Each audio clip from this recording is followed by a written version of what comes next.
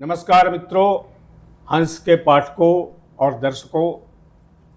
आज मैं जब ये इंटरव्यू कर रहा हूँ उषा प्रेमदा जी से, यहाँ दिल्ली में एनसीआर में गौड़ सुदर्शन में, तो मैं सीधे 50-52 साल पीछे भी जा रहा हूँ। वो इसलिए जा रहा हूँ कि उन्हीं वर्षों में, शायद 1972, 73, 74 के करीब, मैंने ये उपन्यास पढ़ा था, रुकोगी नहीं राधिका। तब मैं दिल्ली आया भी नहीं था, झारखंड के एक छोटे से शहर डाल्टनगंज में रहता था, और इस उपन्यास को पढ़ के इतना प्रभावित हुआ था कि एक उत्कंठा जगी थी कि ये लेखिका कौन है और इतना अच्छा उपन्यास कैसे लिखा है। खैर, उस समय उषा जी से मिलने का कोई सौभाग्य प्राप्त नहीं हुआ। उसमें विदेश में भी थी, अमेरिका में रह रही थी, तो मिल भी नहीं सकता था। लेकिन ये इच्छा मेरे भीतर 50-52 साल से मौजूद है, वर्तमान है, और आज के दिन जाके ये इच्छा पूरी हुई है। और उसके बाद उनकी कई रचनाएं पढ़ता गया, 55 खंबे, लाल दीवारें, अंतर्वंशी पर मैंने एक लंबा लेख भी लिखा था हंस पत्रिका के लिए, राजेंद्र यादव जी के कहने पर, बल्कि ये कहा जाए कि उनके आदेश पर। तो बहुत सी बातें हैं मेरे मन में, कई सवाल हैं, लेकिन आप सब जानते हैं हर इंटरव्यू एक दायरे में होता है, एक सीमा में होता है। तो सीमा में रह कर के हम बात करेंगे उषा जी से, और मैं ज़्यादा इसलिए नहीं बोलूँगा कि आप सबको उषा जी को सुनना है, मुझे कम से कम सुनना है। उषा जी, इस कार्यक्रम में आपका बहुत बहुत स्वागत है। धन्यवाद। और एक, जैसा कि मैंने कहा कि लंबे अरसे के बाद, बल्कि एक चिर प्रतीक्षित ये आकांक्षा के बाद आपसे मुलाकात हो रही है और मेरी ये इच्छा पूरी हुई है। मैं सबसे पहले ये जानना चाहता हूँ कि आप 50-52 साल से या 60 साल से अमेरिका में रह रही हैं, वहाँ पढ़ा रही हैं, पढ़ा रही बीत रही थी, बीच में अब नहीं पढ़ा रही हैं। तो आप उन विरल हिंदी लेखकों में से हैं जो भारत की होते हुए विदेश में लंबे समय तक रही, फिर भारत लौटी। तो देश से, यानी कि भारत से लगाव और अलगाव दोनों के अनुभव आपके पास हैं। जी हाँ। और अभी आप भारत में हैं। थोड़ा सा ये जो तजुर्बा है भारत से अलग होने का भी और फिर आके जुड़ने का भी, जी हाँ, उसके बारे में थोड़ा संक्षेप में बताएं। मैंने एक बार मुझसे किसी ने पूछा कि तुम अमेरिका में रहती हो मगर हिंदी में क्यों लिखती हो। तो मैंने उनसे कहा कि बिना सोचे हुए, स्पॉन्टेनियसली मैंने कहा कि हिंदी तो मेरे लिए वैसे है जैसे मेरी त्वचा, मेरी भारतीय त्वचा, जैसे मैं उसे अपने शरीर से अलग नहीं कर सकती, उसी तरह मैं हिंदी भी अपने से अलग नहीं कर सकती। तो अपने आप ही ये उत्तर आया। और मैंने इसके बारे में बहुत सोचा। मैंने सोचा कितना सही है ये कि भारत से तो जड़ें हैं, जुड़ी हुई हूँ। और जब मैं अमेरिका गई थी तो मैंने ये नहीं सोचा था कि मैं वहीं रह जाऊँगी, मगर कुछ जीवन अनुभव, कुछ परिस्थितियाँ ऐसी हुई कि मैं वहाँ रह गई और बहुत सुखी भी रही और बहुत दुखी भी रही। दोनों ही मैंने अनुभव किए। मगर जैसे मेरे स्प्लिट पर्सनालिटी हो गई। एक उषा प्रेमदा थी जो भारतीय थी, जो हिंदी बोलती थी, हिंदी लिखती थी, हिंदी में सपने आते थे, हिंदी में पत्राचार होता था। और एक उषा निल्सन थी जो कि अमेरिका में रहती थी, वहाँ के आचार विचार से पढ़ाती थी। मगर मैं पढ़ाती भी थी, मैंने कभी साड़ी नहीं छोड़ी। बरसों तक सबको पता था कि, और यूनिवर्सिटी वालों को और मेरे छात्रों को भी अच्छा लगता था कि जब वो भारतीय साहित्य पढ़ते हैं तो उनकी जो टीचर है वो भारतीय है। तो कैसा लगता है, अच्छा भी लगता है और दुख भी होता है। दोनों संवेदनाएं आती जाती रहती हैं। उषा जी, जैसा कि मैंने शुरू में कहा, इस बातचीत के दौरान में कहा कि रुकोगी नहीं राधिका से मेरे आपके लेखन के जो परिचय हुआ जी, और बाद में भी आपकी रचनाएं मैं पढ़ता रहा, अभी भी पढ़ा, जो अभी जो हाल का जो उपन्यास है अर्कदीप्त, उसको भी पढ़ा मैंने। एक जितनी रचनाएं मैंने पढ़ी हैं, एक निरंतरता इस बात की है कि जो भारतीय, खास करके जो महिलाएं जाती हैं अमेरिका में, यूरोप में, उनके व्यक्तित्व में धीरे धीरे करके एक व्यक्तित्वांतरण होता है। जी हाँ, ये जो व्यक्तित्वांतरण रुकोगी नहीं राधिका में भी है अंतर्वंशी में भी है, नदी में भी है, कई तरह के व्यक्तित्वांतरण हैं। मतलब वहाँ प्रोफेशनली वो नया होके अपने आप को पुनर्नवित करती भी हैं, और कई तरह के भारत में रहने के जो अनुभव हैं उससे वो मुक्त भी होती है। जी हाँ। ये जो सिलसिला रहा है ये आपने अपने अनुभव से ही निर्मित किया होगा, लेकिन इसको जब आपने पहली बार लिखा रुकोगी नहीं राधिका, तो ये स्वतः रूप से आया या आपको लगा कि सायास यही करना है? नहीं नहीं, वो तो स्वतः रूप से आया, क्योंकि मैं ऑब्ज़र्व करती थी आसपास की महिलाओं को, और जिस दौर में मैं गई थी उसमें तो ज़्यादातर महिलाएं अरेंज मैरिजेस होती थी, पति पढ़े लिखे होते थे। वो पहली जनरेशन थी जो अमेरिका गई थी, तो उनमें जो कुछ में कशिश आती थी, कुछ टूट जाती थी, कुछ भारत से जुड़ी रहना चाहती थी, लौट कर आना चाहती थी, कुछ वहीं प्रसन्न रहती थी। तो ये सब महिलाओं का दायरा मेरे साथ था, क्योंकि मुझे बहुत आवश्यकता थी अपने लोगों से मिलना जुलना और रहना। तो ये मैं ऑब्ज़र्व करती थी। मगर जो मज़े की बात है, जो महिलाएं जो स्वयं इस दौर से गुज़रती हैं उनमें इतना स्वयं का अनुभव नहीं है, या उनमें इतनी शक्ति नहीं है कि वो देख सकें कि उनमें कितना परिवर्तन हो रहा है। मगर मैं उन लोगों में परिवर्तन देखती हूँ, क्योंकि कांस्टेंट है। मैं तो कैमरे की तरह आसपास की महिलाओं को, भारतीय महिलाओं को देखती ही रहती हैं। उन्हें नहीं पता चलता है कि उनमें कितना परिवर्तन आ गया है, मगर मैं देखती हूँ कि उनमें कितना परिवर्तन आया है। आपका जैसे कि उपन्यास है अंतर्वंशी, जी। अंतर्वंशी उपन्यास में जो वाना है, वंशी है, जी हाँ। वो शिवेश मिश्र नाम के एक व्यक्ति से वहाँ शादी होती है, जाती है, लेकिन धीरे धीरे उसका शिवेश के व्यक्तित्व में जो खामियां आती हैं वो ड्रग रैकेट में पकड़ जाता है। फिर उसका राहुल से भी एक संबंध बनता है। जी हाँ। और शिवेश की मृत्यु भी हो जाती है। बहुत लंबी कहानी है, पर सार तत्व तो उसका ये है कि वंशी यानी कि वाना जो है उसका व्यक्तित्व तो वहाँ जाकर के पूरी तरह बदल जाता है। तो क्या ऐसी महिला आपको मिली थी वैसी, या ठीक वही मिली थी? नहीं, ठीक वही तो नहीं मिली थी, मगर बहुत सी महिलाओं में ये होता है कि वो यहाँ पर दबी ढकी रहती हैं, उन्हें किसी प्रकार की स्वतंत्रता नहीं मिलती है। विवाह होता है तो परिवार में रहती हैं, सास है, ननद है, देवर है। वहाँ जाके उन्हें लगता है कि एकदम खुलापन है, एकदम मुक्ति है। तो उनमें जो सेल्फ अवेयरनेस आती है उससे वो महसूस करने लगती हैं। जिस पति को वो स्वीकार कर लेती हैं भारत में, वहाँ उन्हें आसपास देख कर लगता है, अमेरिकन जीवन देख के लगता है कि यहाँ तो ये ज़रूरी नहीं है कि पति स्वामी हो, कि आप उसकी अनुगामिनी बन कर रहे हैं। तो उसमें विद्रोह के स्वर जो हैं वो अमेरिका के टकराव से ही उत्पन्न होते हैं, सब में नहीं उत्पन्न होते हैं, मगर चूंकि वो मेरी नायिका है इसलिए उसमें उत्पन्न होते हैं। और उससे वो धीरे धीरे अपने को बदलती है, कपड़े छोड़ देती है, और उसी तरह उसके मानस में भी बदलाव आता है। वो पति को परमेश्वर न समझ के उसकी खामियां देखने लगती है, तो नेचुरली असंतोष होता है उसके जीवन में। और जो दूसरे लोगों की समृद्धि देखती है तो उसे भी लगता है कि मेरे पास भी ये होना चाहिए, जो बहुत महिलाओं में होता है। तो आम तौर से महिलाओं में होता है कि उसके पास वो है तो मेरे पास भी ये होना चाहिए। ये हिंदुस्तान में जैसा कि एक भारतीय परंपरा कहें, हिंदू परंपरा भी है कि जो परिवार है, जी हाँ, वो परिवार को एक तरह से स्वर्ग भी माना जाता है। हालांकि दैनिक अनुभवों में इसके उलट भी होते हैं, लेकिन ये धारणा नहीं बदली। जी हाँ। लेकिन जैसा कि मैंने कहा ना कि ये जो उपन्यास है आपका अंतर्वंशी, जी, इसमें भी ये धारणा टूटती है कि परिवार आखिर जिसको हम मानते हैं, हिंदुस्तान में एक धारणा है कि इस तरह का परिवार की एक परंपरा रहती है, वो दिमाग पर छाया भी रहता है।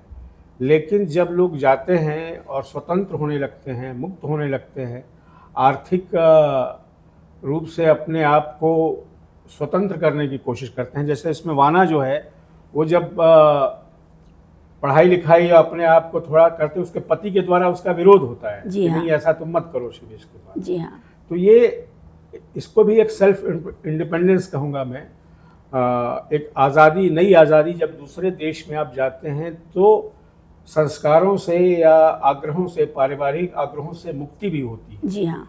ये अनुभव अब कितना जा रहा है? आज तो भी आप आज के अमेरिका को भी देख रही हो। नहीं, ये तो निरंतर चलता ही जा रहा है। जब से मैं गई थी तब की स्त्रियों ने सब स्वीकार कर लिया था कि पति है, अच्छी नौकरी है, मैं अमेरिका में हूँ, मशीनें हैं, गाड़ी है, ये है। ये परिवर्तन स्त्रियों में और समाज में धीरे धीरे आया है, क्योंकि अब जो स्त्रियाँ आई हैं वो पढ़ी लिखी हैं और अधिकतर लोगों की अरेंज शादियाँ हुई हैं, तो उन्होंने पति को भारत में रहती तो स्वीकार कर लेती हैं, जैसे मोस्टली सभी स्त्रियाँ। मगर जो चूँकि वाना अमेरिका में आई है, वहाँ एक संघर्ष होता है, तो उसमें एक आत्म छवि बनती है कि मैं ये हूँ और मेरा पति ये है और मैं ये हो सकती हूँ, जो आसपास के वो वातावरण को देखती है। मगर वो लिमिटेड है, उसकी पढ़ाई लिमिटेड है, उसकी सीमा है, इसलिए वो घर बेचने के अलावा कुछ नहीं हो सकती। मेरी बात दूसरी थी। मेरे पास तो पीएचडी थी, पोस्ट डॉक्टरल अनुभव था, तो मैं तो यूनिवर्सिटी में पढ़ा सकती थी। और मेरे पति भी चूँकि यूरोपियन थे, उन्होंने मुझे पूरी फ्रीडम दे रखी थी। तो इसलिए मुझे लगा कि मुझ में जो बदलाव आया, बेसिक कोई बदलाव नहीं आया है। भारत से मुझे उतना ही, और संबंधियों से और उनके बच्चों से उतना ही लगाव है। हालांकि अब 4 जनरेशन हो गई हैं, तो जितना मैं छाया को प्यार करती हूँ, शायद उससे ज़्यादा उनकी पोती को प्यार करती हूँ। हालांकि मुझे कहना नहीं चाहिए मगर एक जो लगाव है, जुड़ाव है, और वो लोग भी मुझसे जुड़ी हुई हैं क्योंकि मैं आती रहती हूँ। इसलिए मेरा दायरा जो था वो अलग था, और इसलिए मुझे इस तरह की स्त्रियाँ जो कि समाज में बंद कर रहती थी, जो कि पति को भी प्रसन्न करना चाहती थी और भारतीय समाज की परंपरा को भी कायम रखना चाहती, उनसे मुझे बहुत विरोध मिला। ये तो अंतर्वंशी का भी जो लिटरेरी जो सर्किल है, जो साहित्यिक समाज हिंदुस्तान में है, हालांकि जब मैंने लिखा था तो मुझे तो उपन्यास बहुत अच्छा था, लिखा भी था मैंने, लेकिन यहाँ पर भी इस उपन्यास को लेकर के कुछ लोगों की कई सारे सवाल थे, संदेहास्पद सवाल थे। और वो उनको जो उनका सार तो था कि वो उनको ये अच्छा नहीं लगा। जी हाँ। तो आपकी कुछ बातचीत तो उसमें हुई थी ऐसे? नहीं, ये बहुत से भारतीय स्त्रियों ने कहा ऐसा कैसे हो सकता है, तो मैंने कहा बिल्कुल हो सकता है, क्यों नहीं हो सकता है। तो ये नामवर जिसमें भी मेरी बात हुई थी, उन्होंने कहा आपने इसका नाम अंतर्वंशी क्यों रखा?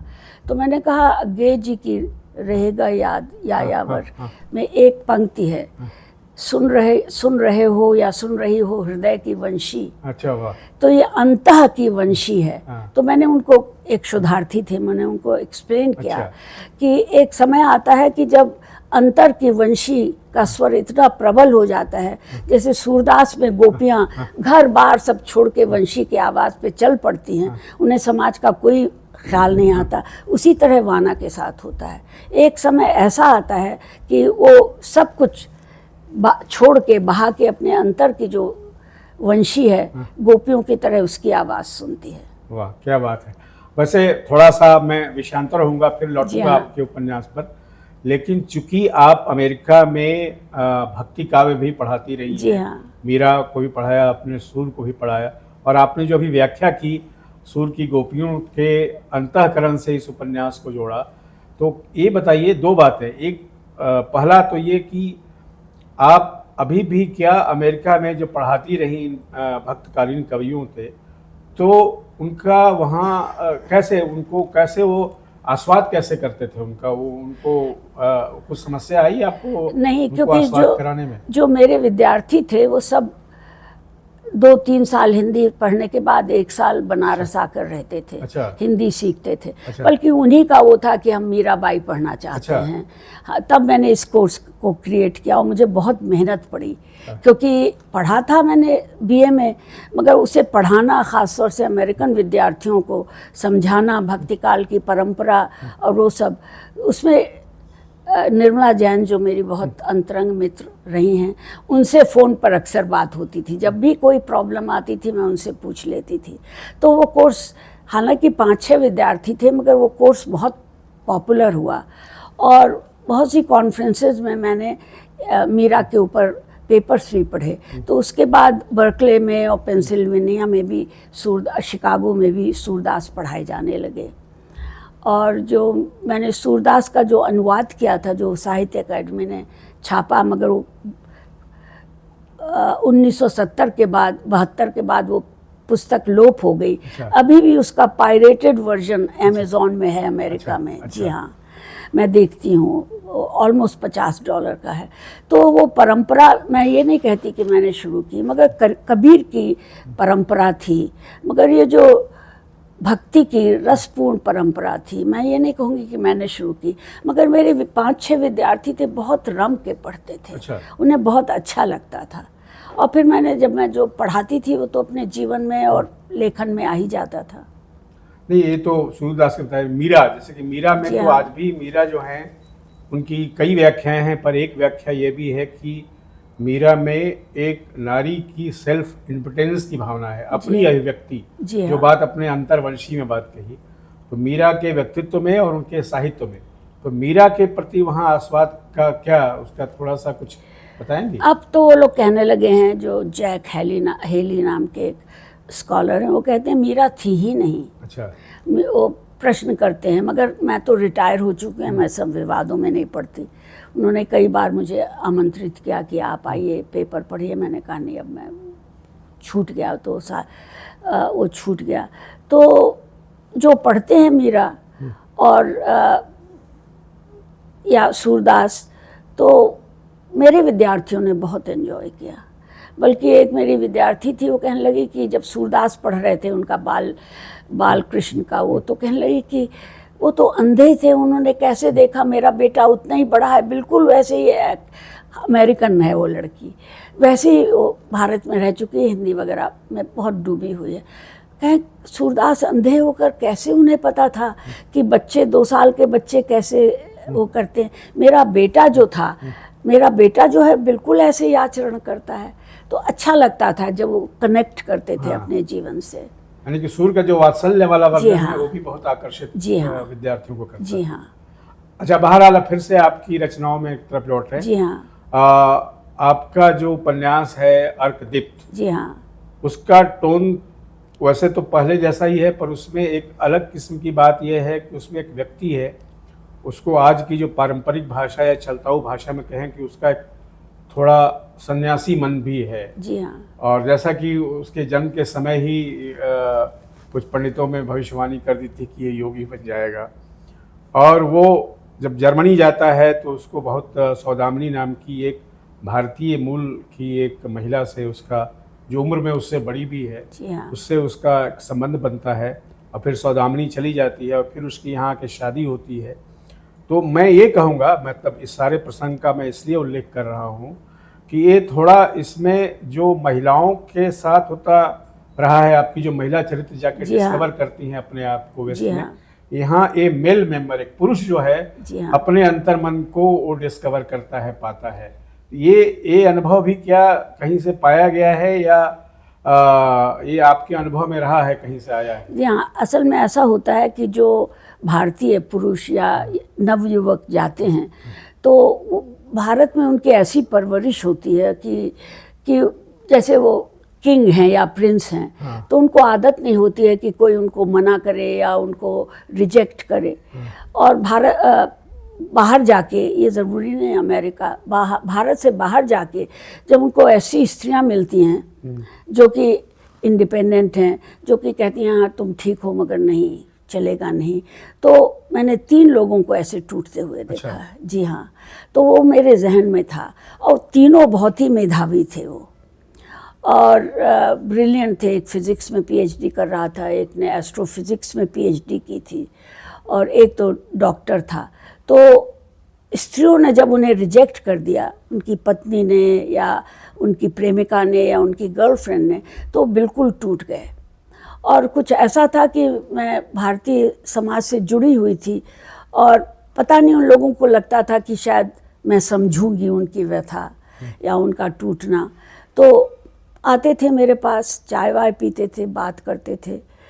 तो वो मैंने देखा, तो वो मेरे जहन में था कि वो रिजेक्ट नहीं करती है, वो कुछ कारणों से चली जाती है, मगर मैंने कारण उसमें लिखे नहीं हैं। लेकिन उससे कुछ आंतरिक हाँ, ग्रंथियां भी रही जी हाँ, उस महिला की, सौदामिनी। जी हाँ, तो देखा है मैंने, और ख़ास तौर से पुरुषों में होता है।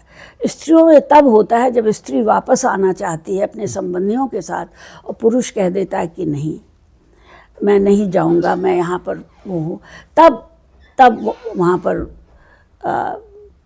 तलाक भी होते हैं, भारतीय स्त्रियां बच्चों को लेके लौट भी आती हैं। तो वहाँ पर जैसे समझ लीजिए कि पूरी जो भारत में नहीं हो पाता है, जो स्त्री नहीं कर पाती है कि माता पिता क्या कहेंगे या समाज क्या कहेगा, वहाँ इस तरह का बंधन नहीं है। अगर पति प्रताड़ित करता है या वो दुखी है, बच्चों को समेट के चली आती है उसे डाइवोर्स देकर। हाँ, लेकिन इसमें तो दोनों हैं, मतलब अर्कदीप्त और सौदामिनी। जी हाँ, ये दोनों अपने आप में बड़े जटिल चरित्र हैं। जी हाँ, जटिल अर्कदीप्त इस मायने में जटिल है कि अपने परिवार, अपनी बुआ, अपने माता पिता की इच्छा के विरुद्ध जाकर के, जो उसकी इच्छा में नहीं है वो जाता है, फिर शादी करता है, सौदामिनी से अलग होता है, दूसरी शादी कर, मतलब सौदामिनी से उसकी शादी तो नहीं हुई थी लेकिन एक आकर्षण था, पर शादी करता है, फिर अमेरिका जाता है। फिर जब उससे मालूम होता है कि सौदामिनी कहीं केरल में है, तो फिर लौट के वो गायब हो जाता है। जी हाँ, तो तिरोहित हो जाता है। तो ये इस तरह का व्यक्तित्व जो है, ये क्या कोई ठोस व्यक्ति था जहाँ से आपका जी ये नहीं, कोई नहीं था, ये पूरी कल्पना है। अच्छा, बिल्कुल काल्पनिक उपन्यास है ये, क्योंकि मैंने कोविड काल में लिखा तो समय बहुत था, और जितना लिखा उतना ही मेरे पास, उतने ही पेजेस डिस्कार्डेड हैं।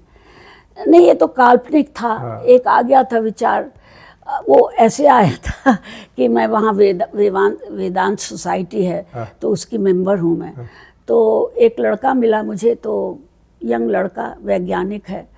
तो मैंने पूछा, बोला मेरा नाम अर्कदीप्त है। अच्छा, मुझे नाम बड़ा पसंद आया। मैंने कहा सूरज की तरह दीप्तिमान। तो हंसने लगा, कहने लगे हाँ। उससे जब नाम आ गया तो उससे पूरा चरित्र बन गया, और जो उसका परिवार है वो तो मन में था ही उस तरह का। एक वो राधिका में भी है, जब वो मामा के घर जाती है नानी, तो जो जिस परिवार में वो बड़ा होता है, जिस तरह से वो है, तो वो तो मेरे मन में था। और दूसरी बात, जैसे मैंने गीताश्री से भी कहा कि मैं ये बताना चाहती थी कि एक परिपक्व स्त्री कैसे एक इनएक्सपीरियंस्ड पुरुष को सिखाती है कि उसे किस तरह से प्यार करना चाहिए। तो सीखता है वो, इसीलिए उसकी पत्नी सुखी रहती है। और अंत में परिशिष्ट में यही है कि पत्नी को सब कुछ मिल जाता है। और अधिकतर जो स्त्रियां होती हैं, वो यहाँ लड़कियों को गहरे सोचकर अपने मन में उतरने का अवसर ही नहीं मिलता भारत में। तो उसने कभी अपने, जैसे वो कहता है, उसने अपने को कभी खखोला ही नहीं है कि मैं क्या हूँ। सिर्फ हाँ, मैं रूपवती हूँ और मुझे ये चाहिए वो चाहिए। वो अंत में, असल में इस उपन्यास का अंत मैंने ऐसे किया है कि सबको जो चीज़ें वो चाहते थे वो मिल गई। मैंने कहीं लिखा भी था कि जैसे व्रत कथाओं में कहते हैं, जैसे उनके दिन फिरे, वैसे उनके दिन में। उसकी पत्नी को अमीर पति मिला। अमीर पति को तो वो शुरू से ही चाहता था कि वो वैसी स्त्री मिले। अर्कदीप्त को सौदामिनी मिल गई, सौदामिनी को बेटा भी मिला, अर्कदीप भी मिला। तो सबको सब कुछ मिल गया जो वो चाहते थे। अब उपन्यास है, इसलिए थोड़ा सा तो अंतर। आपकी रचनाओं में कुछ चरित्र बड़े जटिल होते भी हैं, मेरा ऐसा मानना है। जैसे कि मछलियाँ कहानी जो है, उसमें जो बीजी का चरित्र है, विजय लक्ष्मी का, वो जटिल है। मतलब उसका मिकी नाम की जो उसके मित्र की पत्नी वाली बनने वाली थी, उससे भी उसको गुस्सा है, नाराज़गी है। जिससे वो मनीष, जैसे वो शादी करना चाहती थी, उससे भी गुस्सा है। और वो एक गेम भी खेलती है नटराजन के साथ भी और मिकी के साथ भी। जी हाँ। तो ये इस तरह तो जटिलता आपके दूसरे चरित्रों में नहीं है जो मैंने बीजी में पाया। हाँ, हो सकता है। वो मैंने उपन्यास वहाँ जाने के पहले साल लिखा था। अच्छा। वो उपन्यास नहीं, कहानी। जी हाँ। अच्छा। तो आ गया दिमाग में तो लिख दिया, कोई चरित्र नहीं था मन में। अच्छा, लेकिन वो चरित्र के रूप में बहुत जटिल है। जी हाँ, बहुत जटिल चरित्र है। जी हाँ। अच्छा, जैसे कि आपकी नदी उपन्यास के भी जो चरित्र है आकाश गंगा, जी गंगा हाँ। नदी के नाम पर आकाश गंगा नाम है उसका, उसके जीवन में भी कई मोड़ आते हैं। उसके पति जो हैं गगनेंद्र, उसको छोड़ देते हैं, अमेरिका में छोड़ के भाग आते हैं। फिर उनका एक अर्जुन सिंह से भी एक संबंध बनता है, फिर एक दूसरे विदेशी से भी बनता है जो स्विट्ज़रलैंड चला जाता है, उससे एक पुत्र भी होता है उसको। और फिर एक और प्रवीण नाम के भी एक पुरुष से उसका ये होता है, और फिर वहाँ वो किसान बन जाती है, खेतिहर बन जाती है जी अमेरिका हाँ। में। तो ये अमेरिका जाने वाले लोगों में ये थोड़ी कल्पना, मुझे थोड़ी सी 2-3 सवाल इसको लेके हैं। जी पहला हाँ। तो यही कि एक अमेरिका लोग जाते हैं नौकरी करने, हाईटेक और फलना चलना या पढ़ाने के लिए, वहाँ जाके किसान बन जाती है। तो ये भी एक नया अनुभव था मुझे इस उपन्यास हाँ, में। नहीं, क्योंकि मैं भी किसान बनना चाहती थी। अच्छा। मगर वो संभव नहीं हो सका। छोटे मोटे पैमाने पे मैं करती हूँ अच्छा। किसानी, मगर एक समय था जब मैं चाहती थी कि ये सब पढ़ाई लिखाई छोड़कर अपना सेब उगाओ। सेब के पेड़ लगे हुए थे, छोटा सा वो भी था हमारे पास। एक खेत तो नहीं था मगर हाँ ज़मीन थी, बहुत पेड़ थे उस पर, और एक सेब का ऑर्चर्ड भी था उस पर। अच्छा। तो मुझे वो बहुत अच्छा लगता था कि वो मैं ये सब छोड़ छाड़ के झंझट वहाँ रहूँ एक कुटिया में, अपना फल सब्जी। और वहाँ फार्मर्स मार्केट लगता है, और सैटरडे को दूर दूर से लोग आते हैं अपना फल सब्जियाँ लेने, फूल लेकर, और नागरिक लोग जाते हैं ख़रीदते हैं। तो मैं हर सप्ताह जाती थी। तो वो कल्पना मुझे बहुत अच्छी लगती थी, मगर वो फलीभूत नहीं हो पाई, क्योंकि उसमें जिस बल की और जिस एक बार आप पढ़ाने लगिए तो फिर बड़ा मुश्किल होता है उसको सबको छोड़ के खेतिहर बन जाना। तो समझ लीजिए कि मेरा एक ड्रीम था। और फिर वो करती भी क्या, एक शोधार्थी हैं, स्त्री हैं, उन्होंने पुस्तक लिखी है, और उन्होंने लिखा कि आकाशगंगा के 4 पुरुषों से संबंध रहे हैं जो भारतीय स्त्री को शोभा नहीं देता। तो मुझे बड़ा गुस्सा आया उनके ऊपर कि क्या आपने भारतीय, मैंने उनको लिखा, मैंने कहा कितना नृशंस उसका पति है गगनेंद्र सिंह। ऐसे भी पति होते, ऐसे भी पति मैंने देखे हैं, पत्नियां भी देखी हैं। वो छोड़ के चला जाता है, कुछ नहीं छोड़ता है उसके पास। तो अर्जुन सिंह से जो संबंध बनाती है सिर्फ एग्जिस्ट करने के लिए बनाती है, क्योंकि उसके पास कुछ नहीं है। और जब वो संबंध टूटता है तो फिर मुड़ के नहीं देखती है वो। और ठीक है, एक मधुर संबंध वो डॉक्टर के प्रति है, क्योंकि उसने बेटे का इलाज किया था। और ये कल्पना मुझे तब आई थी क्योंकि जो हमारा हॉस्पिटल है, जो कि बहुत अमेरिका में नंबर 4 पर माना जाता है, मेडिसन का हॉस्पिटल जो है, उसका जो आपातकालीन जो विभाग है, वो उसकी पार्किंग लॉट दूसरी तरफ चिल्ड्रंस कैंसर हॉस्पिटल है। अच्छा। हाँ, तो मेरे पति अंत समय में काफ़ी बीमार रहने लगे थे, तो उनको इन्फेक्शन हो जाता है तो कहते थे हॉस्पिटल ले चलो, तो मैं उन्हें लेकर जाती थी आपातकालीन उसमें। तो एक बार मैं एक कार पार्क कर रही थी, दिन का था, तो एक युवा दंपति आए। तो उनका चेहरा मैं बता नहीं सकती कि क्या दुख निराशा उनको लिखी हुई थी। मैं देख के फ़ौरन समझ गई कि इनका बच्चा यहाँ पर है, उसके बचने की कोई उम्मीद नहीं है। जिस तरह से वो आए, गाड़ी में बैठे, एक दूसरे से बात नहीं की, गाड़ी चलाई और चले गए, वो मेरे मन पर रह गया कि क्या होता है कि अगर आपका 5 साल का बच्चा कैंसर से मर जाए तो माँ बाप के दिल पर क्या होती है। मगर इसमें वो त्याग देते हैं कि ये दूषित रक्त तुमसे आया है पत्नी को, क्योंकि वो हैं ही इस प्रकार के। जो उसमें गगनेंद्र सिन्हा हैं, वो कोई बहुत सेंसिटिव टाइप के पति नहीं हैं। तो वो क्या करती, तो वो अर्जुन सिंह से संबंध बनाती है क्योंकि उसे एग्जिस्ट करना है। मगर एरिक से उसका संबंध भी होता है क्योंकि वो बहुत ही दयालु डॉक्टर था। उसने उसके बच्चे का इलाज किया था और मैं उसे बचा नहीं सका, उसके मन में एक ग्लानि भावना है, तो प्रेम नहीं है। और जो प्रवीण जी से उसका कोई शारीरिक संबंध नहीं था। वो 2 पेज रह गए थे अमेरिका में, वो किताब वैसे ही छप गई। अच्छा। फिर मैंने भेजे नहीं। क्या था उस पेज में? उस पेज में ये था कि उसने, प्रवीण जी ने उससे विवाह तो किया था, मगर वो अपनी पत्नी को इतना प्यार करते थे और ये भी इतना बोझिल थी कि अपना बच्चा हुआ उसको मैंने गोद में दे दिया और कोई नहीं, तो विवाह तो कर लिया था उन्होंने मगर उनमें कोई संबंध नहीं था। इसीलिए जब प्रवीण जी मरे तो उन्होंने इस पत्नी को कुछ नहीं दिया। कुछ नहीं दिया, सब अपने बेटे को दे गए, क्योंकि उनमें कोई इमोशनल कोई उस तरह का संबंध नहीं था। वो आभारी थे कि उसने, गंगा ने उनकी पत्नी का इतना साथ दिया, इतना किया, और गंगा ने इसलिए किया कि उसको कोई सहारा नहीं था, तो वो रह गई। फिर उसको थोड़ी सी ज़मीन दे गए। और ऐसा होता है, अब वहाँ इतने भारतीय हो गए हैं कि कई लोग छोटी सी ज़मीन लेके लौकी, करेला, ये सब चीज़ें उगाने लगे हैं। अच्छा। जी हाँ, और लाते भी हैं बाज़ार में और भारतीय ख़रीदते भी हैं। अच्छा। मेरे एक मथुरा के निवासी फ्रेंड हैं, तो सुबह सुबह 6 बजे चले जाते हैं मार्केट, 7 बजे से शुरू होता है, क्योंकि वहाँ एक वियतनामीज़ पुरुष है, उसे पता है कि भारतीय सब्जियां पसंद करते हैं, तो वो सब्जियां उगाते हैं। अच्छा। तो पूरे हफ्ते की वो तोरी खरीद लाते हैं। अच्छा। बड़े खुश होकर कहते हैं आज तो मुझे तोरी मिल गई, आज तो मुझे लौकी मिल गई। और मेरा जो छोटा सा प्लॉट है उसमें बथुआ बहुत उगता है, मगर मुझे मालूम नहीं था कि ये बथुआ है। अच्छा। मेरी बहन गई, उन्होंने कहा अरे बड़ा बथुआ उगता है, तो उन्होंने कचौड़ी बनाई, तो मैं लोगों को देती रहती हूँ। लोग बड़े प्रसन्न होते हैं ये सब करके, फिर मुझे खाने पे भी बुलाते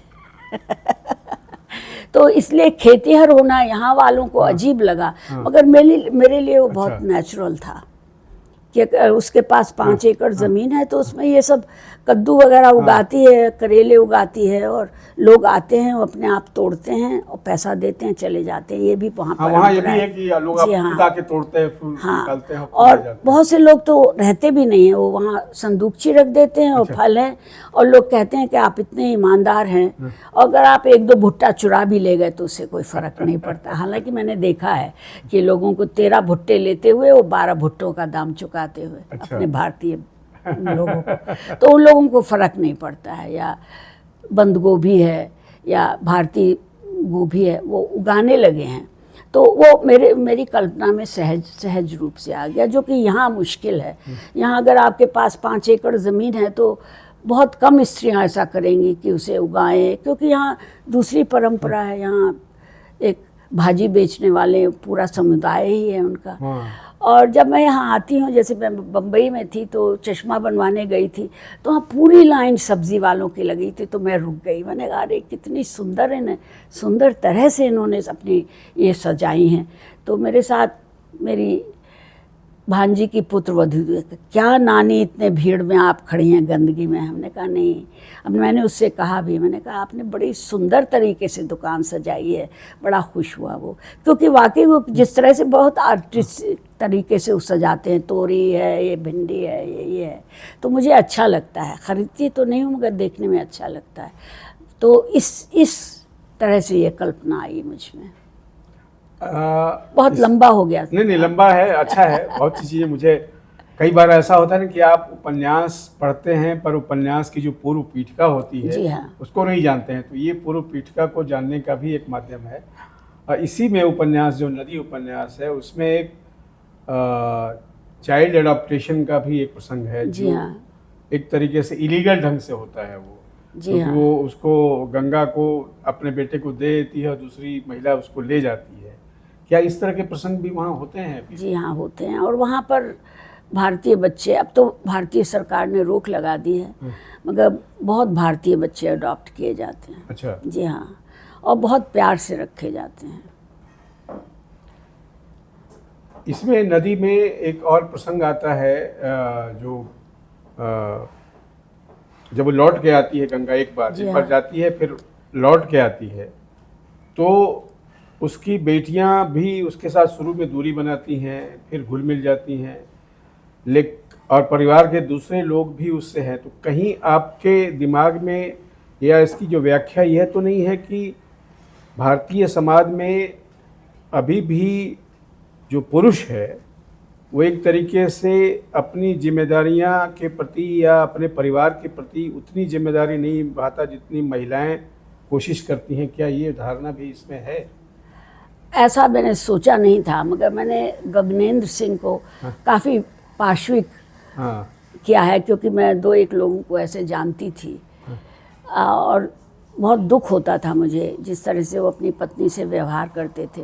और फिर बाद में किसी ने बताया कि उनकी पत्नी ने उनको छोड़ दिया, हालांकि उसने अंतर्वंशी नहीं पढ़ी थी किसी दूसरे से विवाह कर लिया। तो मुझे बहुत प्रसन्नता हुई कि वो बिल्कुल पार्श्विक, उसकी पत्नी बहुत सुंदर थी, बिहार से थे वो लोग, उसको बिल्कुल यूँ जकड़ के रखता था वो।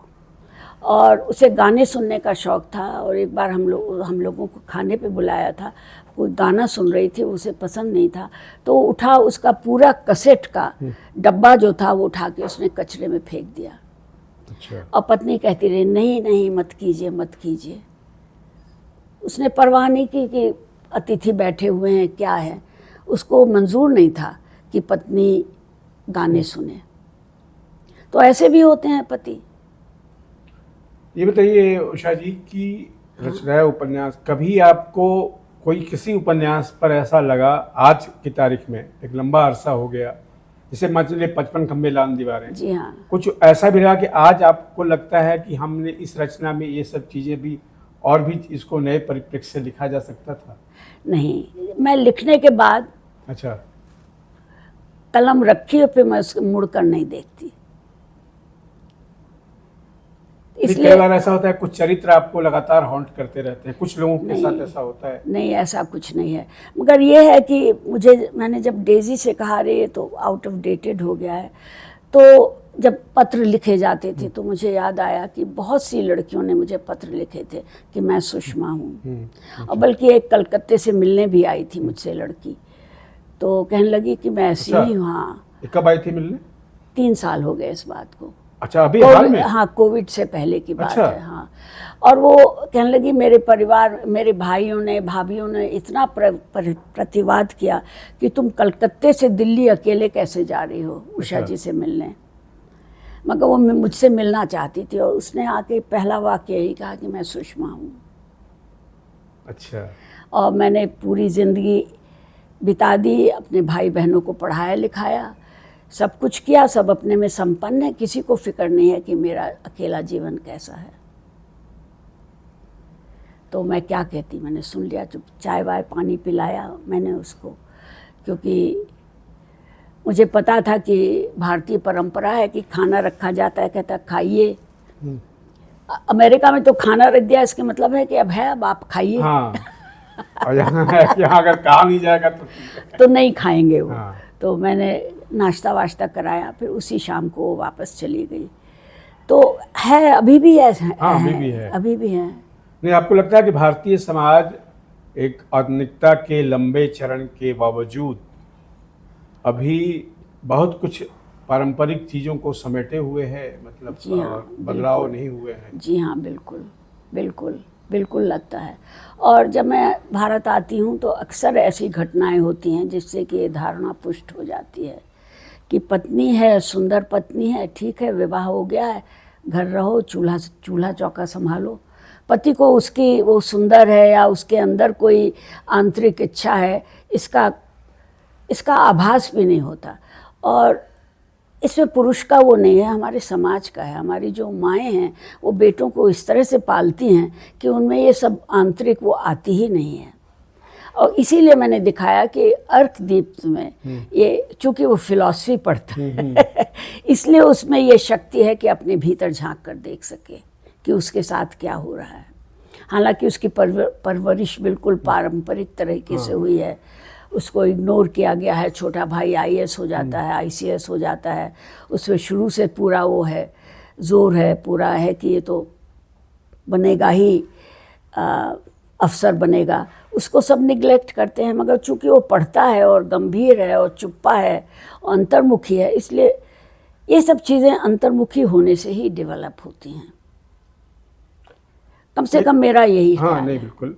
आपकी एक और कहानी मुझे याद आती है, बल्कि मैं तो ये कहूँगा कि पहली बार मैं उस कहानी को पढ़ के ही आपके बारे में जाना, और वो कहानी एक तरीके से हिंदी का जो नई कहानी आंदोलन था उसके बुनियाद में है, उसकी चर्चा होती ही है, वो है वापसी कहानी। जी हाँ, वापसी कहानी को तो हिंदी का कोई भी सामान्य पाठक जिसने साहित्य न भी पढ़ा हो तो भी उसको पढ़ा है, क्योंकि वो कई जगह ग्रेजुएशन के कोर्स में, स्नातक के कोर्स में लगा हुआ है। जी हाँ। और उसमें जो मूल समस्या है, जो गदाधर बाबू हैं, जो लंबी रेलवे की नौकरी करने के बाद जब घर लौट के आते हैं तो मालूम होता है कि उनकी पत्नी, उनके बच्चों, उनकी बेटी, किसी को उनकी ज़रूरत नहीं है जिसके लिए उन्होंने किया। जी हाँ। तो आपने उस दौर में, मतलब ये तो समस्या शायद अभी हो जाए, लेकिन उस दौर में भी यही समस्या थी। जी हाँ। और ये कहानी मैंने 1957 में लिखी थी। हाँ। जब मैं भारत में ही थी। हाँ। और 61 में प्रकाशित हुई है। हाँ। जब मैं अमेरिका चली गई थी तो ये सब मुझे वहाँ पता ही नहीं चला कि 55 खंबे छपा, क्या प्रतिक्रिया हुई है, ये सब मुझे पता नहीं चला। मगर हाँ, मैंने देखा था कि परिवार में ऐसे पत्नी बच्चों में इतना रम जाती है, विशेष तौर से अगर पति बाहर रहता है और कमाता है और पैसे भेजता है, तो ऐसा विदेश गए हुए लोगों के साथ भी होता है कि विदेश चले गए, पत्नी और बच्चे यहाँ पर हैं, वो पैसे भेज रहे हैं, सब आराम से रह रहे हैं, जब वो लौट कर आते हैं तो उनकी किसी को ज़रूरत ही नहीं है, क्योंकि सबने अपनी ज़िंदगियाँ ऐसे बना ली हैं, उनका हस्तक्षेप उन्हें अच्छा ही नहीं लगता, और वो उसी माइंड सेट में हैं कि लड़की ऐसा करो, माँ की मदद करो, और जैसा है वापसी में। हाँ, लेकिन वो कहानी जो है एक पारंपरिक, जो ये कहें भारतीय परिवार कहें या हिंदू परिवार कहें या जो मध्यवर्गीय, निम्न मध्यवर्गीय परिवार कहें, उसके सारी चेतना को झकझोर देने वाली कहानी उसमें 57 में, मतलब आज के तो इतने साल हो गए। और जब मैंने पढ़ी थी, हालांकि मैंने पढ़ी उसको 71-72 में ही पढ़ी थी, लेकिन उस कहानी की बड़ी चर्चा थी। और आज भी नई कहानी की कोई भी आलोचना की पुस्तक हो, शोध की पुस्तक हो, वापसी कहानी की चर्चा तो होती ही होती है। जी हाँ। तो आप एक ऐसी कहानी की लेखिका भी हैं, जब हिंदी में नई कहानी आंदोलन उभर रहा था, मोहन राकेश, राजेंद्र यादव, कमलेश्वर उभर रहे थे। जी हाँ। क्षितिज पर उभर चुके थे। जी हाँ। लेकिन उनके समय भी होकर के आप फिर अमेरिका लौट गई, लेकिन उसके बाद भी आपकी कहानी जीवित रही हिंदुस्तान में। जी हाँ। वो कहानी मैंने अमेरिका में पहली बार जाने से पहले लिखी थी। हाँ। और कहानी ने कहा था कि हम विशेषांक निकाल रहे हैं तो उसमें दीजिए, तो थी रखी हुई थी 2 साल से, तो मैंने उसी को फेयर करके भेज दिया और चली गई अमेरिका। श्रीपत राय? नहीं, भैरव प्रसाद। अच्छा, भैरव जी। अच्छा। हाँ। तो कहानी लिखने की शुरुआत ऐसे हुई कि श्रीपत राय मैं अपनी बड़ी बहन के पास रह गई, इलाहाबाद में पढ़ती थी। उनके पति जो थे वो रघुपति साहेब फिराक के छोटे भाई थे। अच्छा। तो पास रहते थे। उनके यहाँ काफ़ी साहित्यिक लोग आते थे। पंत जी से भी उनके मधुर संबंध थे, हमारे बहनोई के, और बच्चन जी तो उनके बहुत अच्छे मित्र थे। तो मैं वहाँ रहती थी और उन सबकी, श्रीपत राय भी उनके अच्छे मित्र थे। मगर मेरी हिम्मत नहीं थी कि मैं उनसे कहूँ कि मेरी कहानी छापिए, क्योंकि मैं समझती ही नहीं थी कि मैंने वो स्तर गेन किया है, क्योंकि उस समय तो बादलों के घेरे, हाँ, कृष्णा जी का, हाँ, थी, तो कही नहीं सकती थी। तो मैंने निर्मल को भी ये प्रसंग बताया, बहुत हंसे वो। तो एक बार कहानी की प्रति आई, उसमें एक कहानी छपी थी, तो मैंने पढ़ के श्रीपत जी से पूछा, ये निर्मल वर्मा कौन है? तो उन्होंने कहा राम कुमार के छोटे भाई हैं। अच्छा। और राम कुमार से मैं मिल चुकी थी। तो मैंने मन में सोचा ऐसी कहानी तो मैं भी लिख सकती हूँ। तो निर्मल कहते, तो मैंने तुम्हें कहानीकार बनाया क्योंकि मैं सोचती थी बादलों के घेरे की, जैसे मैंने निर्मला जी से कहा कि मैं महाभोज नहीं लिख सकती हूँ, या आपका बंटी जैसी कोशिश करूं, तो मगर क्यों करूं, क्योंकि मेरा मानस, मेरा रचना संसार बिल्कुल अलग है। तो मैंने कहा निर्मल से कि अरे ऐसी कहानी तो मैं भी लिख सकती हूँ। कौन सी कहानी थी निर्मल की? उनको भी नहीं याद है, मुझको भी नहीं याद है। कहानी का शीर्षक क्या है, उन बार पूछते थे उस कहानी में क्या था। मैंने कहा था उसमें वो एक प्रेमी था, वो लंबी चादर तान के सोया हुआ था और प्रेमिका उसका साबुन उठा के ले गई थी बहुत बार उन्होंने पूछा कौन सी कहानी थी, कौन सी, मैंने बस मुझे ये याद है। और ये याद है, तो हंसते थे, कहते थे तो मैंने तुम्हें साहित्य कहानीकार बनाया। निर्मल से मेरे बहुत हाँ। अच्छे संबंध थे, तो कहानीकार की तरह। और राम कुमार जी को पेंटिंग की, मेरी बहनों को पेंटिंग का शौक था। अच्छा। अच्छी पेंटिंग करते थे वो। तो पेंटिंग तो छाया जी भी करती हैं हाँ, हमारे। लगा हुआ है हाँ, उनका। हाँ, परिवार में। तो जानती थी मैं राम कुमार को। तो निर्मल इस प्रकार निर्मल, उन्होंने कहा वो चेकोस्लोवाकिया में है। हाँ। फिर जब वो लौट कर आए, अमेरिका अक्सर आती थी, तो अमेरिका में अक्सर मुलाकात होती थी अच्छा। निर्मल से। जी हाँ। और मेरे पति के भी वो बहुत अच्छे मित्र बन गए थे, क्योंकि दोनों बैठ के कोन्याक पीते थे और अच्छा। वो विदेशी साहित्य डिस्कस करते थे। तो मुझसे ज़्यादा निर्मल की उनसे मित्रता थी। 4 बजे सुबह बोतल रखी, हम तो सोने चले जाते थे। गगन भी बोर हो जाती थी। तो इस तरह से मेरी कहानी जो थी, उसकी कहानी लिखने की शुरुआत हुई। इस कहानी की पृष्ठभूमि जी ये है। हाँ। और जो उषा प्रियमवदा के नाम से मेरी पहली कहानी छपी, उसका नाम था पूर्ति। वो कल्पना में छपी थी। अच्छा। जी हाँ। तो उसके बाद से तो मैंने उषा प्रियमवदा ही उसी नाम से मैंने लिखना शुरू किया। अच्छा, आपके साहित्य पर भी पर्याप्त बातचीत हो गई। मैं थोड़ा सा समकालीन साहित्य या इधर के हिंदी साहित्य के बारे में आपकी राय जानना चाहूँगा। आपकी पीढ़ी के लेखकों में इसके दो जवाब चाहिए। मैं पहले ही एक जवाब, तो आपकी पीढ़ी के लेख, निर्मल हुए, राजेंद्र यादव हुए, राकेश हुए, उसमें आप इनके बारे में किसके साहित्य से, निर्मल जी की तो बात आपने कही, जी हाँ, उसके बाद किसके साहित्य से आपको ज़्यादा लगाव रहा? मुझे राजेंद्र का साहित्य। अच्छा। मोहन राकेश जी, शायद इसलिए कि राजेंद्र जी, मोहन राकेश जी की अल्प समय में मृत्यु हो गई और लेखन समाप्त हो गया, मगर राजेंद्र लिखते रहे। चाहे उन्होंने क्रिएटिव राइटिंग नहीं ली, मगर हंस के संपादन में उन्होंने बहुत योगदान दिया। तो मुझे तो राजेंद्र का शुरू का भी, मन्नू जी का भी लेखन, दोनों का मैं पसंद करती हूँ। नहीं, आपकी परवर्ती जो पीढ़ी है, जिसको हम युवा तो एक बड़ी व्याख्या है। युवा में आदमी 20 से 25 वाला भी युवा है, पर 40, मैं मान लूँ कि 40 तक के वय के जो लोग हैं, जी हाँ, 40 से ज़्यादा नहीं, उसमें आपका किसी को पढ़ती हैं आप, लगातार इससे आप डिस्कस करती हैं, चर्चा करती हैं, किसी रचनाकार को 40 के इर्द गिर्द वाले? जी हाँ। नहीं, मुझे वहाँ अमेरिका में पुस्तकें नहीं मिलती हैं। अच्छा। जब मैं इंडिया आती हूँ तभी मैं ख़रीदती हूँ, पढ़ती हूँ। अच्छा। और चित्रा मुद्गल का आमा मुझे अच्छा लगा था, क्योंकि नहीं वो थे, मगर मैंने उनसे नहीं कहा, मगर मुझे लगा उसमें काफ़ी एडिटिंग की ज़रूरत थी। और मैत्रेयी पुष्पा की भी शुरू की 2 पुस्तकें मुझे काफ़ी पसंद थी। वो राजेंद्र मुझे बता चुके थे कि उनकी किस तरह से उन्होंने एडिटिंग की थी। तो चूँकि जानती थी मैं राजेंद्र जी को पर्सनली, मन्नू जी को, बहुत ज़्यादा आना जाना नहीं था, क्योंकि लोग हौस खास में रहते थे, मैं फिरोजशाह रोड पर रहती थी, तो ज़्यादा मिलना जुलना नहीं था। मगर ये नहीं कि रोज़ का उठना बैठना नहीं था, मगर हाँ, मिलती रहती थी।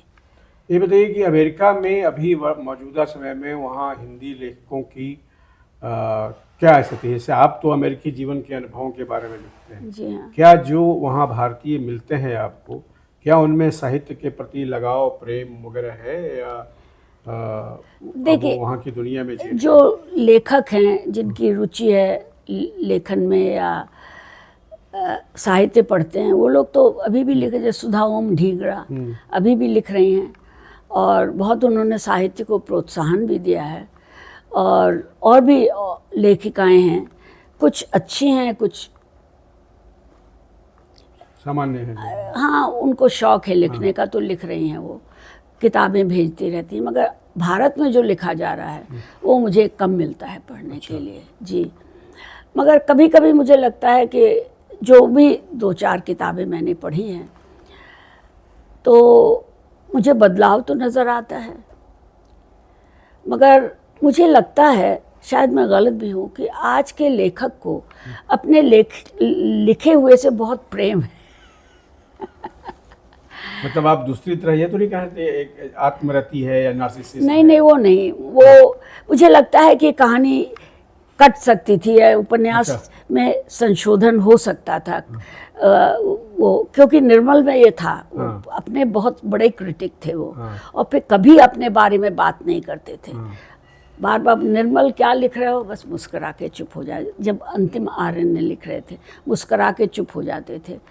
और मन्नू जी की भी कहानियाँ बहुत सधी हुई कटी, जब वो लिखती थी मेरे ख्याल में उसी तरह से वो उतरती थी। मगर इधर मैंने जो थोड़ा सा साहित्य पढ़ा है तो मुझे लगा है कि उसमें काट छांट हो सकती थी। वैसे तो मेरे गंगा, इसके लिए भी उन्होंने कहा कि गंगा का जहाँ ऊहापोह है साइकोलॉजिकल वो आया है उसका, उसमें काट छांट हो सकती थी। तो सुशील सिद्धार्थ ने इसकी एडिटिंग की थी। तो मैंने उनसे पूछा था, मैंने कहा कि मैं काट छांट दूँ, तो उन्होंने कहा नहीं, रहने दीजिए। जब ख़ास तौर से जब वो अपने बेटे से बात करती है तो उन्होंने कहा नहीं, रहने दीजिए, वो है उसमें, क्योंकि बहुत उसमें मानसिक बहुत संघर्ष हुआ था अपना बच्चा दे देने के लिए। वो बेबस थी क्योंकि उसे पता था कि वो अकेले उस बच्चे को नहीं पाल सकती है।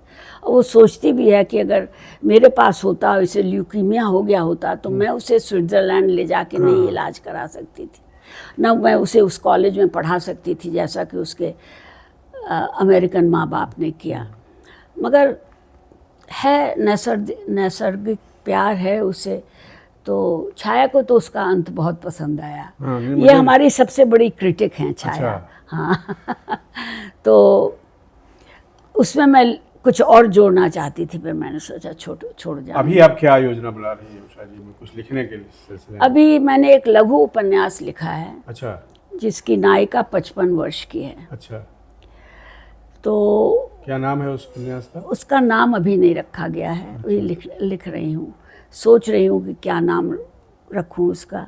उसमें यह है कि हमारे समाज में एक आयु के बाद स्त्री भी और समाज भी स्त्री को केवल दादी और नानी वो समझ के उसे अलग कर देता है, या उसमें कोई प्रेम की या किसी संबंध की कामना हो सकती है, ये ना वो स्त्री सोचती है ना समाज सोचता है। तो अगर एक स्त्री में ये जागृति आती है कि वो विधवा है, कि एक पुरुष का साथ होना चाहिए, तो उसका ऊहापोह अच्छा सब लिखा जा रहा है। तो अभी किस स्टेज पर है वो? पहला ड्राफ्ट तो मैंने लिख लिया है। अच्छा। मगर उसे सोच रही थी कि उसको दोबारा लिखूंगी, मगर अभी समय नहीं मिला है। क्योंकि मैं अक्सर देखती हूँ, जब मैं यात्रा पर गई थी, कि जो अधेड़ पुरुष होते हैं, जो अपने करियर में काफ़ी आगे निकल गए हैं, सिर के बाल झड़ गए हैं, उनके साथ उनकी पत्नी एक सूटकेस की तरह चलती है। और मैं केरला गई थी और मेरे साथ मेरी एक भांजी थी, तो हम लोगों की आयु में बहुत अंतर था। तो वहाँ जो लोग थे, हम लोग जिस रिजॉर्ट में ठहरे थे, उन्हें बड़ा ताज्जुब होता था कि ये दो स्त्रियां हैं, इनके साथ कोई पुरुष नहीं है और इनमें संबंध क्या है। तो एक थी वो जिसी बोली, हमने कहा आप कैसे आई, हिंदी भाषी थी, केरला में बात करने लगी। तो मैंने पूछा कि नहीं, इन्होंने कहा कि तुम बहुत पोते पोती में रम गई हो, तो चलो मैं त्रिवेंद्रम जा रहा हूँ, मेरे साथ चलो। तो मैं उठ के चली आई। तो हमने कहा ठीक है, आपने कुछ देखा हो खाया? नहीं, बैठी रहती हूँ, जहाँ ये ले जाते हैं चली जाती हूँ। फिर हमसे पूछने लगी वो, तो हमारा मन नहीं हुआ उनको बताने का। तो कहानी लेखक को मैंने कहानी गढ़ के उनको बता दी। अच्छा। हाँ, ये कहानी लेखन बहुत काम आता है। अच्छा। तो मैंने एक कहानी गढ़ के उनको बता दी। तो मेरी जो ग्रैंड नीस थी नेहा, वो हंसते हंसते उठ के भाग गई। और तब फिर हम उनसे एक साड़ी की दुकान पर भी मिले। तो उनके पति ने कहा खरीद लो एक साड़ी। तो उन्होंने एक साड़ी पसंद की। तो उन्होंने कहा नहीं, ये नहीं ठीक है, ये लो। कितने की है? तो उन्होंने कहा 2-2.5 हज़ार की होगी। तो मैंने उनसे कहा 11,000 की है, क्योंकि मैं दाम देख चुकी थी। तो उनके हस्बैंड ने सरका दी वो। उन्होंने कुछ नहीं कहा।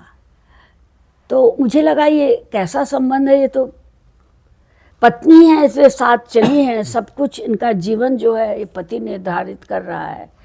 और ये बड़ा स्पष्ट था कि उन दोनों में कोई पारस्परिक दैहिक संबंध नहीं है। वो अमेरिका की उपज है कि अमेरिका में तो आप 80 साल के हों तब भी आपके बॉयफ्रेंड होते हैं। और उसमें कोई बुराई नहीं है, झुर्रियाँ पड़ी हैं, उसमें भी आप लिपस्टिक लगा के, आप बिकिनी पहन के आप बैठे हुए हैं, उसमें कोई शर्म नहीं है, वहाँ की कल्चर ही यही है। तो मुझे लगा कि जो आ जाती हैं यहाँ पर स्त्रियाँ, बहुत से परिवार हैं जो कि माँ अकेली रह गई है तो उसे ले आते हैं, तो उनका क्या जीवन होता है मैंने देखा है। तो मुझे लगा क्या इनके मन में कोई कामना नहीं होती, या अमेरिकन समाज को देख के इनके मन में ये नहीं लगता कि मेरा पति भी मेरे प्रति आकर्षण शो करे, कुछ करे। तो वो है उस कहानी का बीज। तो इसका लोकेल अमेरिका है या भारत है? उसका लोकेल तो दोनों ही जगह है। अच्छा, दोनों जगह है। विशेषकर भारत है। अच्छा। हाँ, अंत भारत है और शुरुआत भी भारत है, फिर बीच में अमेरिका है, फिर वो भारत लौट आती है। अच्छा, चलते चलते मैं सवाल करूंगा। जी हाँ।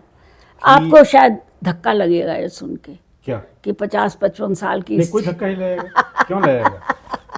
आपने तो मेरा पढ़ा नहीं, जो इसका मतलब मैंने तो जी नहीं, मैंने नहीं पढ़ा, मैंने नहीं पढ़ा। आपके अंतर्वंशी वाला जो मैंने देखा वो आपने पूरी तरह पढ़ा नहीं। नहीं, मैंने पढ़ा। हाँ।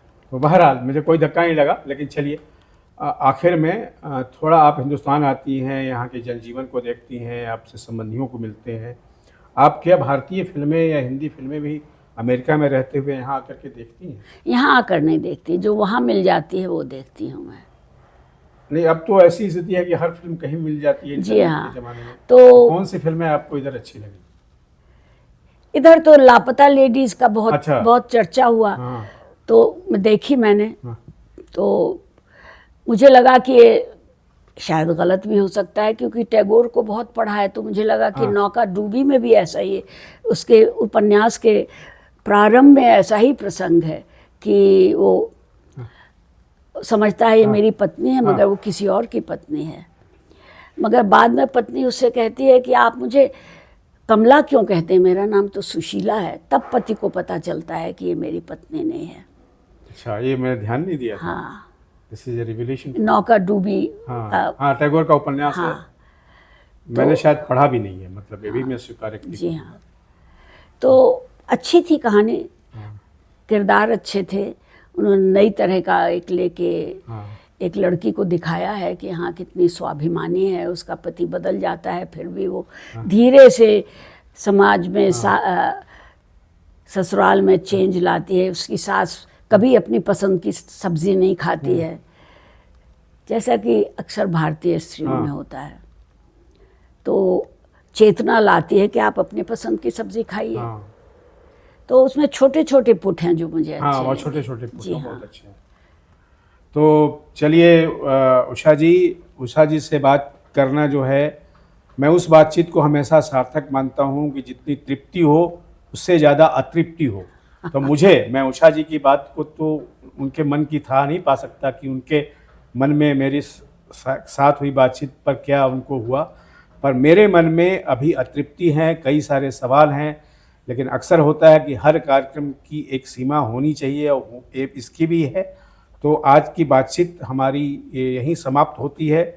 मैं आशा करता हूं कि उषा जी जब फिर लौटेंगी हिंदुस्तान अमेरिका से अगले साल, तो किसी न किसी बहाने उनसे मुलाकात होगी और बातचीत होगी, और ये जो नया उपन्यास वो लिख रही हैं वो तब तक प्रकाशित होकर के आना जाना चाहिए। तो उस पर एक अलग से बातचीत होनी चाहिए। और उषा जी, मैं आपसे निवेदन करता हूं कि अपना वो उपन्यास आप मुझे जरूर भेजिएगा। जी हाँ, और इस बीच में मैं आपका लेखन भी पढ़ लूँगी। मैं इस बात में मुझे बहुत अज्ञान है कि कौन क्या लिख रहा है, क्योंकि पत्रिकाएं भी नियमित रूप से नहीं मिलती हैं। मित्रों, एक कार्यक्रम यहीं समाप्त होता है।